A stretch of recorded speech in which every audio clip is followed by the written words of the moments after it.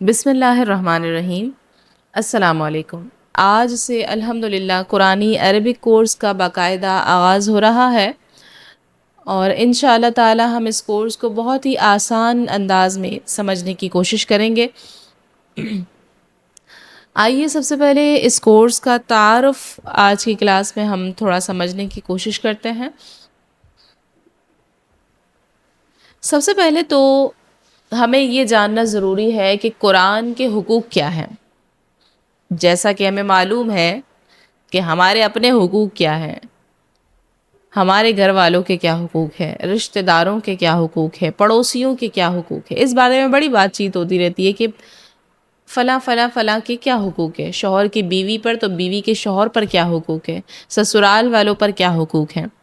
لیکن کیا کبھی ہم نے یہ سوچا کہ قرآن کے کیا حقوق ہیں؟ نہیں سوچا ہوگا، ہمیں معلوم ہی نہیں ہے کہ قرآن کے حقوق کیا ہیں۔ تو آئیے آج ہم سمجھنے کی کوشش کرتے ہیں کہ قرآن کے حقوق کیا ہیں۔ اسکرین پر غور کیجیے گا۔ سب سے پہلا قرآن کا جو حق ہے وہ ہے باوضو ہو کر چھونا۔ کس کو چھونا؟ قرآن مجید فرقان حمید کو۔ قرآن کا سب سے پہلا حق ہے باوضو ہو کر قرآن کو چھونا۔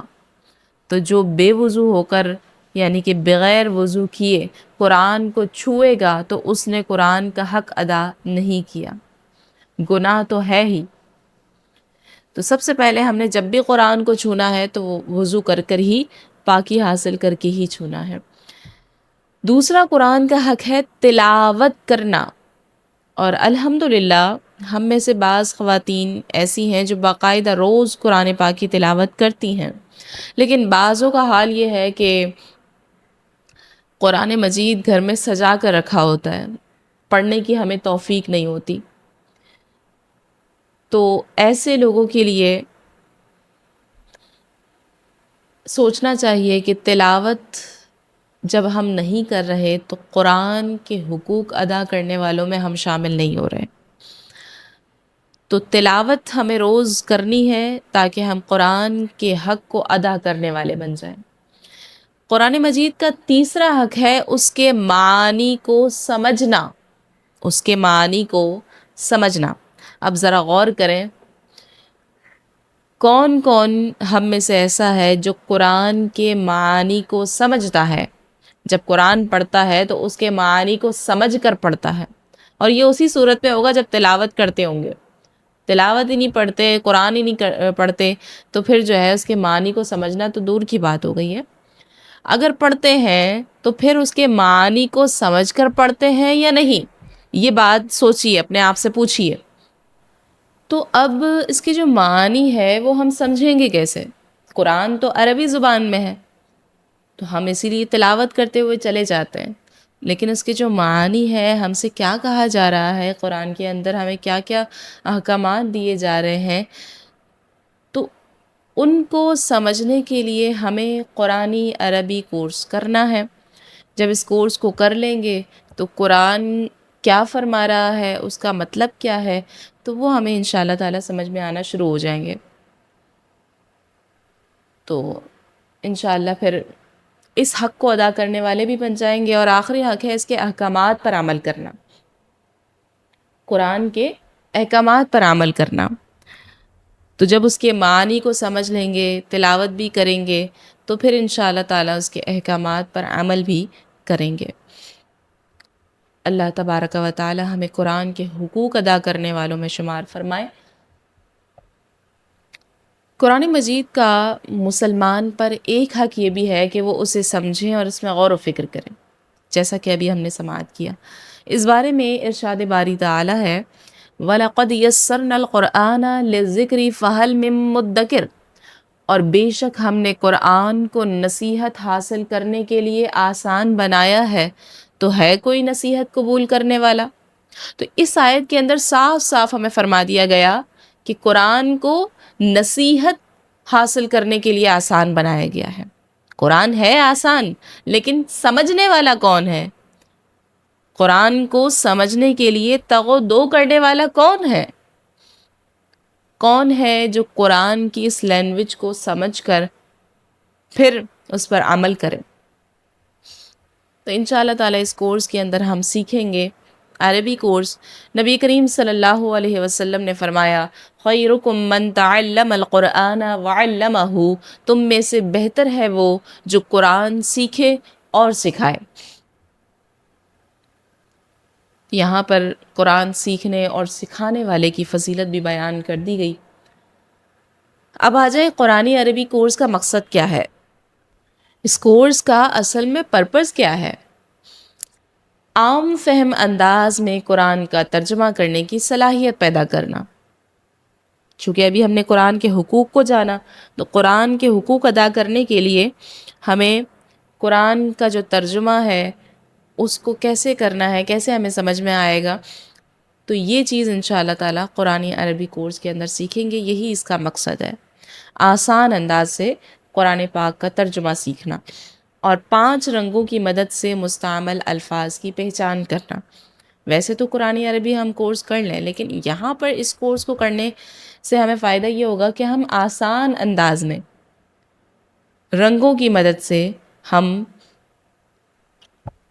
عربی جو ورڈز ہیں قرآنی عربی کورس کو ہم باقاعدہ آسانی کے ساتھ سیکھ سکیں گے انشاءاللہ. کیونکہ بعض اوقات ایسا ہوتا ہے کہ ایک ایک چیز یاد رکھنا یہ بڑا مشکل ہو جاتا ہے، تو پھر اس طرح سے پھر ہم پیچھے ہٹنا شروع ہو جاتے ہیں. تو اسی لیے ہم رنگوں کی مدد سے، کلرز کے ذریعے جو ہے ہم ان کو سیکھیں گے.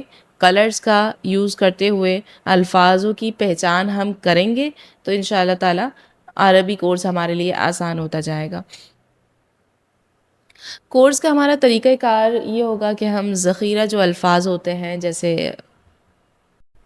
انگلش کے اندر ووکیبلریز ہوتی ہیں، تو ذخیرہ الفاظ کے ذریعے ہم سیکھیں گے. علامتی طریقوں سے سیکھیں گے، علامات جو آئیں گی اس کے ذریعے سیکھیں گے، اور رنگوں کی مدد سے بھی انشاءاللہ سیکھیں گے. تو یہ 3 چیزیں ہمارے کورس کے اندر جو ہے آسانی پیدا کرے گی، ہمیں بہت آسان انداز میں سیکھنے کا ملے گا انشاءاللہ. اب آئیے ہم ان کلرز کو جان لیتے ہیں آج کی کلاس میں کہ وہ کلرز کون سے ہوں گے جو ہم نے یوز کیا ہے اس کورس کے اندر. قرآنی عربی کورس میں مشکات القرآن کے تحت سورہ بقرہ کی مثال لائیں گے، جس میں 5 مختلف رنگوں کا استعمال کیا گیا ہے. مشکات القرآن اس کورس میں ہم رکھیں گے، اور مشکات القرآن کا جو ایک اس کی خصوصیت ہے وہ یہی ہے کہ اس میں کلرز کے ذریعے آسانی کی گئی ہے، اور بس ان کلرز کو آپ نے اپنے ذہن میں رکھنا ہے تو انشاءاللہ بہت آسان ہو جائے گا آپ کے لیے.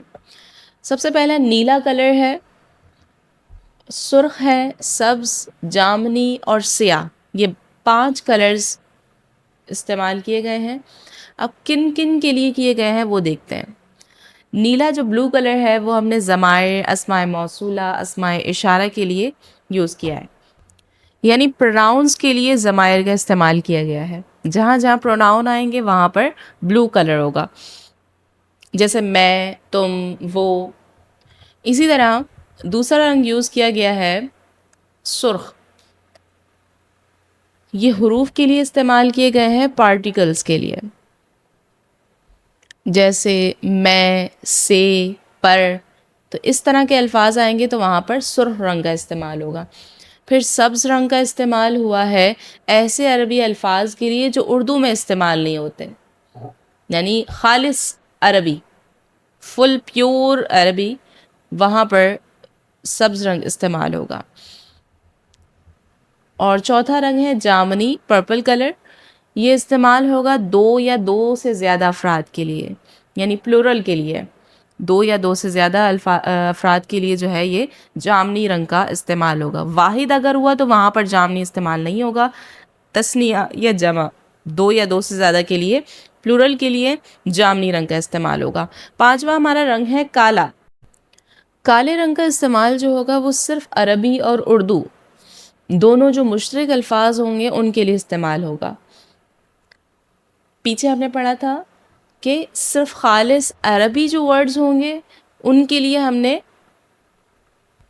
سبز رنگ کا استعمال کیا. یہاں پر بتایا جا رہا ہے کہ جو بلیک رنگ ہے، جو کالا رنگ ہے، اس کو عربی اور اردو دونوں کے لیے استعمال کیا جائے گا. ابھی ہم ان کی تفصیل میں نہیں جائیں گے، صرف یہ یاد رکھیں کہ کون سا رنگ کس کے لیے ہے، بس یہ ذہن میں رکھیں. تو انشاءاللہ باقاعدہ ہم سبق کو اسٹارٹ کریں گے نیکسٹ کلاس سے. اللہ تبارک و تعالی ہمیں قرآن مجید فرقان حمید کو صحیح سمجھنے اور سمجھ کر اس پر عمل کرنے کی توفیق دے.